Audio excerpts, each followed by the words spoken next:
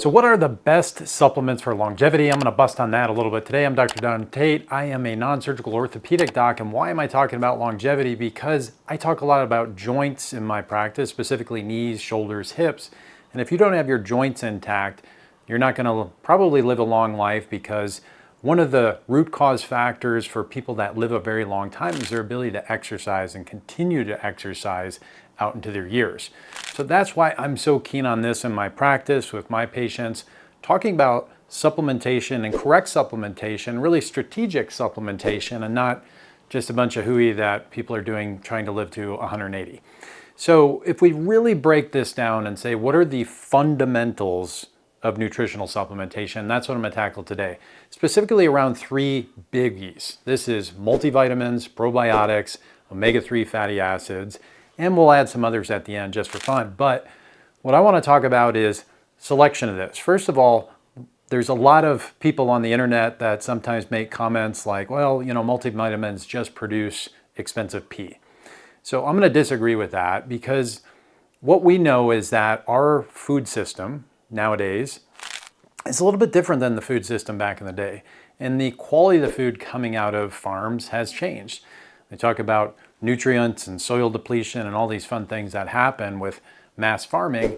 Even on organic farms, right, the amount of nutrition coming out of things may not be the same as it used to. Then if we take the second factor, which is you take it into your body, how effective is your body absorbing it? So this is where we're getting into gut and digestive health, to figure out, can you actually extract what is in your food?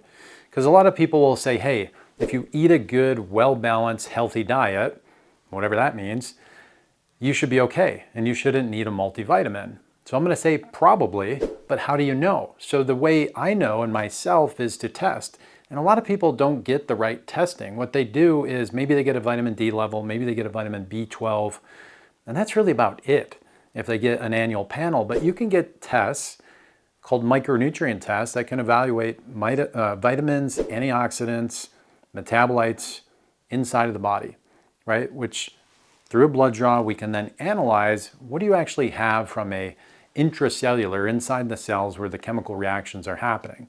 So that's pretty cool. And not a lot of people get that test, but those tests are valuable. Obviously, you got to pick through, you know, what's the standards of the companies running these tests and how do you find a good one? Maybe I'll detail that in another video. But by and large, we're able to test that at a deeper level than we ever have been able to before, to see what are you really deficient in. And we don't want to just treat when you're deficient like redlining. We want to look at, okay, here is optimal health. Here is pushing it out to the very edge of what we consider a normal range, and here is deficient. So what I'm aiming for my patients is to have them on the right side of the bell curve. What does that mean? They're a little bit beyond the average amount, because I don't want my patients to be average. You probably don't want to be average. So how do we optimize? And that's where we can come back around to this concept of, okay, will a multivitamin help optimize your health? Well, by itself, no. Taking your multivitamin daily will not make you superhuman in any way, despite what the commercials projected at old people show. Everybody's happy jumping, skipping down a beach because they took this one-a-day multivitamin. And first of all, if we look at some of these mass-produced grocery store vitamins, the bioavailability of these vitamins is very poor. And this has been published multiple times over, where they've analyzed what is the pass-through rate and literal pass-through rate of these vitamins coming out the other end of people, really not digested at all. And again, that could speak to the person's digestive health. They're not able to break that multivitamin down, okay? But it could speak to the multivitamin itself, this capsule, and the digestibility of it, what we call bioavailability. This isn't very good. So the first thing that we'll always look at with my patients is, what are they taking and why are they taking it? So if we break that down, we can really determine, hey, could there be a need or a gap filling that a multivitamin could do? Okay, because I take one personally, and I'm doing it for that gap filling. I eat a very good diet. What some people would say a well-balanced diet is all you need. So I eat a well-balanced diet, but I've also tested myself. And if you're kind of a hard-driving type of person, you like to train and push your body hard, there's a good chance you could have some deficiencies. And without testing, you really don't know. So with testing, then we can do the gap filling. So this is what I call strategic supplementation. Now we have a test, okay, or we have a need because we're pushing the body in a way that we believe that this supplement could help support that need when I'm pushing harder, training harder, in a season of life where, man, you're really going after it and your body's under more stress than it typically is. These would be very good times to strategically supplement based on need. So we can have testing and we can have need. And so if we're using those two factors to figure out when we need supplementation, that's step number one. So multivitamins, are they useful? I'm going to check a box that says yes, but is it universal for all people? No. And when we look at the cost effectiveness of that for gap filling, it's probably a reasonable investment. I'm going to get to the how do you select a multivitamin or how do you select any of these supplements in a minute. If we move on to the second one I talk to people about, because of that digestive health component, is going to be probiotics. Okay, because if somebody's digestive health isn't good, so say you have reflux, say your bowel movements are erratic, right? Let's talk poop today. If you're not regular and your gut's not moving regularly, the mechanical machinery in your gut that's processing all your nutrition isn't doing an effective job. That's really what it's telling you. So if we look at the gut microbiome health, there's reams of scientific literature to support why improving one's gut health could improve your overall health, because your gut is the master control center for a lot of the other systems in your body. It's going to control your immune system because a big portion of your immune system is in your gut. Okay, so if our gut is optimized, then our immune system is more optimally functioning. And what I'm trying to harness and leverage in the treatments I do, such as PRP and stem cell, is the immune system, your body's own innate ability to heal. So coming around full circle on that, if your gut is not in a good state of health, well, neither is your immune system, right? And you could have more inflammation as a result of that, more chaos in the body, and that's what we want to control. So there is a debate around probiotics. Should you take one? Should everybody take one? And I don't think we can categorically say everybody should take the same thing, right? This gets back to that personalization of who are you? What do you need? What have we tested? What are the specifics about what's going on in your health, and what strategic supplements could be beneficial here? But if we talk about probiotics, we got to talk about standards, because not all probiotics are the same. So people say, well, this one's refrigerated, it must be better. Nope, disproven. This one's shelf stable and it's got so many units of probiotic colonies, CFUs in it. Nope. So again, you really have to get into the nuances of these products and really go a level or two deeper into the company itself to really figure out who's behind the brand, what is the scientific validity of what they're putting in the product, what is the safety of that stuff that you're ingesting daily, which is a huge one, right? And then does it make sense for the condition you have? Because I've had a lot of patients in my practice that have gotten off reflux medications or other things just by improving their gut health by taking a daily probiotic. So is that a useful thing to them? Yes, because taking those other things we know have also been shown to cause other unintended side effects and consequences for people, and it's changing your digestive makeup, so maybe you don't digest things as effectively. Okay, so there goes the whole crux of this is if I'm taking medication to treat a symptom of a stomach issue or a reflux issue, I may be dramatically impairing the body's ability to digest things more properly. Okay, so the third thing I'm going to talk about is omega-3s, because there's a study published years back and looked at a U.S. population, and they tested people, because you can test your omega-3 levels. And why are omega-3s? We talk about EPA, DHA, fatty acids, essential fatty acids. By name, they're essential. It means your body has to take these in. We cannot make things in our body. Like our gut actually can manufacture some of our B vitamins, which is pretty cool. So through this fermentation of our food, we're spitting out different metabolites and vitamins sometimes into our system. But essential fatty acids are called essential because we have to get them from outside the body. We got to get them from a food source. And not all food sources are equal when it comes to fatty acids. So we can get a lot of these from plant-derived sources like flax seeds, things like that. But marine sources gives us different types of omega-3s. And if people aren't into fish because you're vegan, vegetarian, you can get algae-based products because that's what the fish are eating to get those fatty acids inside of them, which then come through in those fish oil capsules. But if we go back to the study, it showed that 70% of the people tested in this study were deficient.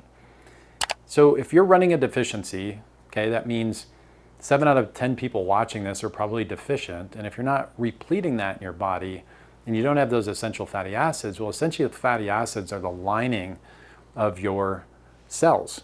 So if we're trying to regenerate and rebuild and repair the body, which I do in my practice with treatments like PRP, stem cell, and other augmentation of healing, and we don't have the nutritional substance to actually heal and rebuild cells, we're not going to heal very effectively. Right? That's why I'm pretty bullish on supplementation, because what the study showed is if you don't eat 5 servings of fish per week, you're probably deficient. And most people in the US don't do that. So that's where supplementation there could be a really smart buy. Okay, if we get into the last one I'm going to touch on, it's vitamin D and K2, because a lot of people take vitamin D, especially in northern latitudes where maybe they don't see the sun as much as I do here in Arizona, but even people here in Arizona are very deficient in D. So when we're out getting sun exposure, the body can produce endogenous vitamin D, which is true, but a lot of people can still be deficient. And vitamin D just doesn't have to do with bone health. It helps with muscular health, immune system health, and cardiovascular health. So it is an important one. And you can get that over there in that multivitamin if it's the right type in that multi. But by nature of what a multivitamin is, it has a lot of little things, or a little bit of a lot of things in it. That's what makes it a multivitamin versus a one vitamin supplement like vitamin D, or commonly vitamin D and K2 packaged together now to help that absorption. So when we bring this around full circle and we look at, hey, what are the chief longevity supplements out there? First of all, it is starting with the fundamentals of eating the quote-unquote well-balanced diet. That means getting enough healthy veggies in you, good clean sources of proteins, good healthy fats, okay? Minimizing the processed food and the ultra-processed food.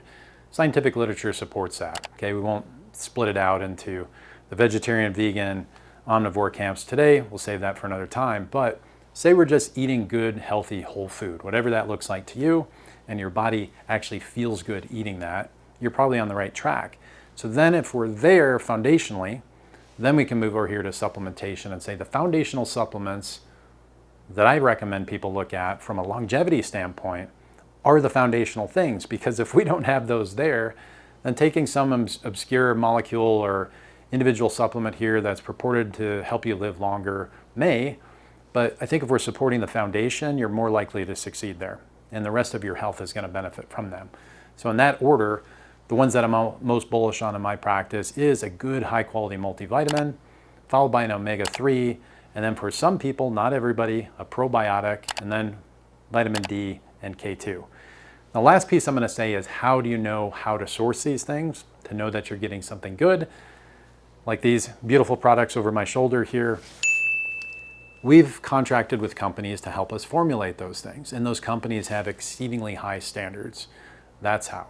So you have to be able to look through companies and look through what is the raw ingredient sourcing, okay, how is it manufactured and encapsulated, how's it stored, right? Because if it's stored in a warehouse here in Tucson now where it's 109 degrees outside and there's no air conditioning, what do you think is happening to those supplements? They're all melting inside the bottles or denaturing some of these bioavailable components of that. So by the time it gets to you, it's going to be next to useless in some of this manufacturing and storage. It's hard to figure that out, and that's why I directly source from companies that are called biomedical tier companies. These are companies that have different manufacturing standards, what we call good manufacturing process standards. They'll also subject their products to third-party testing willingly. So a lot of companies won't, and there's companies like consumerlab.com. You can go on there and you can read about products that don't get third-party testing, because they'll take products and test them and say, how good are they? How good may they not be? But what I'm doing is I'm sourcing from the companies that really put a lot of standard behind their product, because we want that bioavailability, because without the proper dosing of this stuff, without the proper bioavailability of this stuff, and without your body's ability to take in the proper amount of that through a healthy gut and the rest of your body's ecosystem, then it really doesn't matter, because you're just not going to be able to extract from these supplements. So hopefully that helped you today. Kind of sort out the debunk and the myths and the misconceptions around all these fancy longevity supplements, and we kind of like missed the foundation there, right? We got to start with the foundation. We can build upon that. So this is foundational supplementation for Dr. Tait today. If you like that, click the like button. And if you like more stuff like this to show up in your inbox, subscribe so you know when we publish new content. And if I can help you in any way, in the description below, there's always a link to my practice, where if you're struggling with an orthopedic condition, a pain condition, you haven't found your way in the conventional healthcare system to the solution that's getting you back out there doing what you love, then click that link, fill out a form, and somebody on my team can plug in with you and see if we can help you in any way.